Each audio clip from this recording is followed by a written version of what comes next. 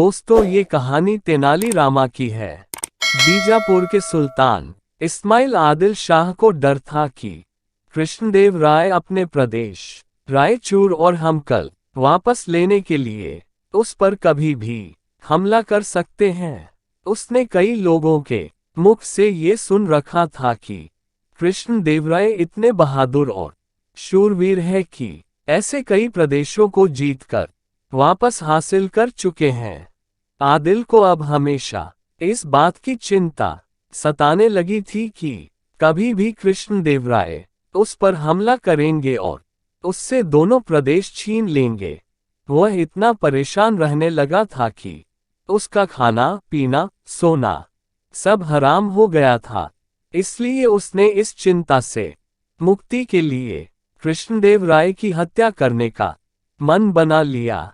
इसके लिए उसने बड़े इनाम का लालच देकर तेनाली रामा के पुराने सहपाठी, जो कि उसके मामा के संबंधी भी थे, उस कनकराजू को इस काम के लिए राजी कर लिया। इस षड्यंत्र में शामिल कनकराजू अपने मित्र तेनालीराम के घर पहुंचा।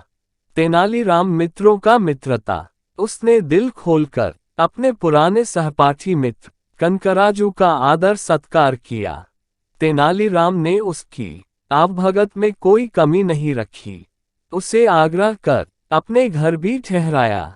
इसी दौरान जब तेनालीराम किसी काम से बाहर गया तो कनकराजू ने मौका देखकर तेनालीराम के नाम से राजा कृष्णदेव राय को संदेश भेजा। उसने संदेश में लिखा था कि महाराज, आप जितनी जल्दी हो सके मेरे घर आ जाए। मैं आपको ऐसी वस्तु दिखाने वाला हूं जो आपने जीवन में कभी भी नहीं देखी होगी। राजा तेनालीराम को बहुत पसंद करते थे और उसका बहुत सम्मान भी करते थे। इसलिए राजा ने ना आव देखा ना ताव।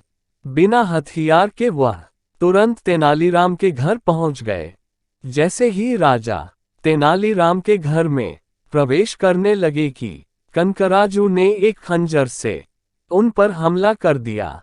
लेकिन हर तरह की युद्ध कला में पारंगत राजा ने इससे पहले कि उनके शरीर पर कोई घाव हो, कनकराजू की कलाई पकड़ ली और इतनी ही देर में राजा के अंग रक्षकों ने उसे पकड़कर मार मार कर कनकराजू को वहीं पर ढेर कर दिया। कनकराजू को तो अपने किए की सजा मिली ही, लेकिन उस वक्त के कानून के हिसाब से जो व्यक्ति राजा की हत्या की साजिश करने वाले को अपने घर में आश्रय देता था, उसे भी मौत की सजा सुनाई जाती थी। सो राजा ने तेनालीरामा को भी मौत की सजा सुना दी। तेनालीराम ने राजा से रहम की अपील की और अपने बेकसूर होने का दावा किया। कृष्णदेव राय मन ही मन यह मानते थे कि तेनालीराम बिल्कुल बेकसूर है, लेकिन सबूत के अभाव के कारण वह उसे बिना सजा दिए नहीं छोड़ सकते थे। कृष्णदेव राय ने तेनालीराम से कहा कि मैं तुम्हें इस सजा से बिल्कुल भी माफ नहीं कर सकता, लेकिन हाँ, मैं तुम्हें अपने लिए मौत की सजा का प्रकार चुनने का अवसर जरूर दे सकता हूँ। काफी सोचने के बाद तेनालीराम ने महाराज से विनती की कि उसे मौत की सजा दी जाए, लेकिन बुढ़ापे की मौत की सजा दी जाए।